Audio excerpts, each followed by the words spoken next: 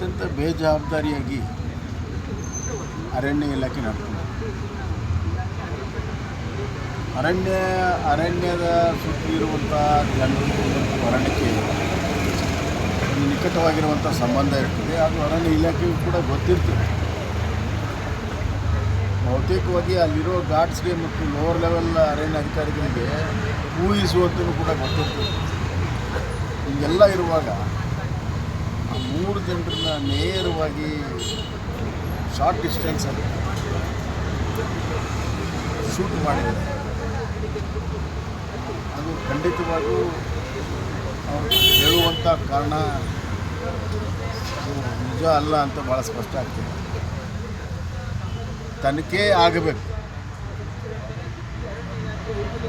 ತನಿಖೆ ಆಗಲೇಬೇಕು. ಮತ್ತು ತನಿಖೆ ಲೋವರ್ ಲೆವೆಲ್ದಲ್ಲಿ ಆದರೆ ಆಗೋದಿಲ್ಲ, ಅದಕ್ಕೆ ಇಂಡಿಪೆಂಡೆಂಟ್ ತನಿಖೆ ಆಗಬೇಕು.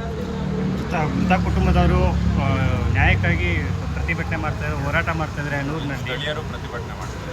ಹೌದು, ಖಂಡಿತವಾಗೂ. ಯಾಕಂದರೆ ಸ್ಥಳೀಯರಿಗೆಲ್ಲ ಗೊತ್ತಿದೆ, ಮಾಹಿತಿ ಇದೆ. ಈ ಥರದ ಹಲವಾರು ಘಟನೆಗಳು ಶೂಟ್ ಆಗಲಿರು ಬೇರೆ ಬೇರೆ ಥರ ಘಟನೆಗಳು ನಿರಂತರ ನಡೀತಾ ಇರ್ತವೆ.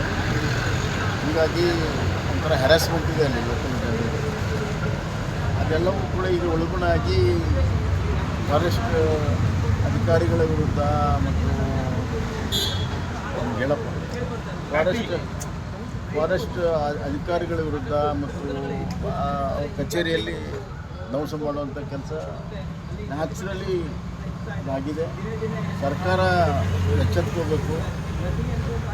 ಕೂಡಲೇ ಅವ್ರನ್ನೆಲ್ಲರನ್ನೂ ಕೂಡ ಸಸ್ಪೆಂಡ್ ಮಾಡಬೇಕು ಮತ್ತು ಇಂಡಿಪೆಂಡೆಂಟ್ ಕೋರ್ಟ್ ಸೂಪರ್ವೈಸ್ಡ್ ಒಂದು ತನಿಖೆ ಆಗಬೇಕು. ಕೋರ್ಟ್ ಸೂಪರ್ವೈಸ್ಡ್ ಒಂದು ಎಷ್ಟೋ ಕಡೆ SIT ಮಾಡ್ತಾರೆ.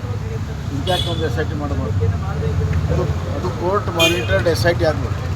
ಆ್ಯಂಡ್ ಇಂಡಿಪೆಂಡೆಂಟ್ ತನಿಖೆ ಆದ್ರೆ ಮಾತ್ರ ಸತ್ಯ ಹೊರಬೇಕು. Otherwise it will be A cold blooded murder. Sir, nice.